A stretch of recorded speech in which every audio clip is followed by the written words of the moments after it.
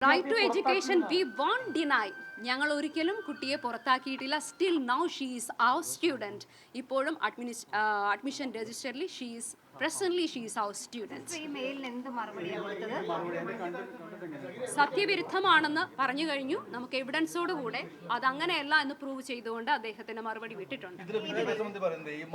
മതപരമായ ഒരു അവകാശം, മൗലികമായ അവകാശമാണ്, ഭരണഘടനാപരമായ അവകാശമാണ്. ആ അവകാശത്തെയാണ് ലംഘിക്കുന്നത് എന്നതാണ് പറയുന്നത്. അപ്പം മൗലിക അവകാശത്തിന് അപ്പുറമായി മറ്റൊരു അവകാശമില്ല, റൂളില്ല എന്നുള്ളതാണ് വിദ്യാഭ്യാസ മന്ത്രി പറയുന്നത്. അപ്പോൾ ഭരണഘടനയെ അനുസരിക്കാൻ ബാധ്യസ്ഥമാണ് എന്ന്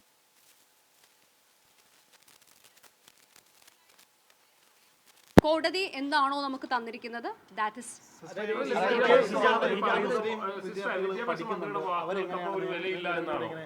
നിലവിൽ ഒത്തിരിയേറെ മുസ്ലിം സ്റ്റുഡൻസ് നമുക്കിവിടെ പഠിക്കുന്നുണ്ട്. അവരെല്ലാം സെയിം റൂൾസ് ആൻഡ് റെഗുലേഷൻസ് ആണ് ഫോളോ ചെയ്യുന്നത്.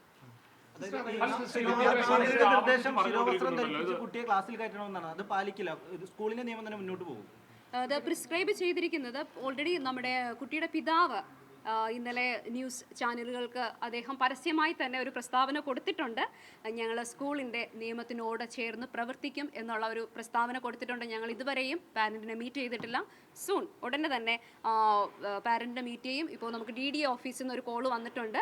നമ്മൾ അഭ്യർത്ഥിച്ചതിന് പ്രകാരം DDA ഓഫീസിൽ 11 മണിക്ക് നമ്മൾ മെയിൽ വിട്ടിട്ടുണ്ട്. അദ്ദേഹം വിളിച്ച് പറയുന്നത് അത് ആ മെയിൽ അവിടെ ഇരുന്നോട്ടെ. Anyway we have to get the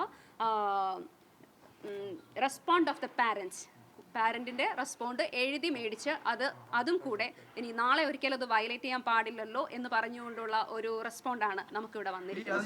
ഹിജാബ് ധരിക്കാൻ കുട്ടിക്ക് അവകാശം കൊടുക്കില്ല എന്നുള്ളതാണോ? എന്താണ് സ്കൂൾ മാനേജ്മെന്റ് തീരുമാനം? നിലവിലെ തീരുമാനം മതേതരത്വ രാജ്യമാണ്. ഇവിടെ എല്ലാ കുട്ടികളും ഈക്വലാണ്. എല്ലാവരും ഈക്വലാണ്. ഒരു ഈക്വലായിട്ട് തന്നെ പഠിച്ചു. ആവശ്യമില്ല, അവർ മുന്നോട്ട് വെക്കുന്ന ഒരു കാര്യമല്ലേ അത്. ഇത് ഈക്വലായിട്ട് നമ്മൾ പറഞ്ഞിരിക്കുന്ന കാര്യമാണ്. ഓരോ കുട്ടിക്കും ഒരു സ്റ്റാൻഡേർഡ് റൂളിൻ്റെ അകത്ത് ഒരിക്കലും ഇന്ന ആള് ഇന്ന ധരിക്കണം എന്നുള്ളത്, അല്ലെങ്കിൽ ഇന്ന ആള് ഇത് ധരിക്കണം എന്നുള്ളത്, ഈ മതത്തിൽപ്പെട്ടവർ ഇത് ധരിക്കണമെന്ന് ഒരിക്കലും എഴുതാൻ പാടില്ല. അതുകൊണ്ട് സത്യം വിദ്യാഭ്യാസ മന്ത്രിയുടെ വാക്കുകൾക്ക് എന്താണ് നിങ്ങൾ വില കൽപ്പിക്കുന്നത്? വിദ്യാഭ്യാസ മന്ത്രി പറഞ്ഞതിനോട് എന്താണ് പറയാനുള്ളത്?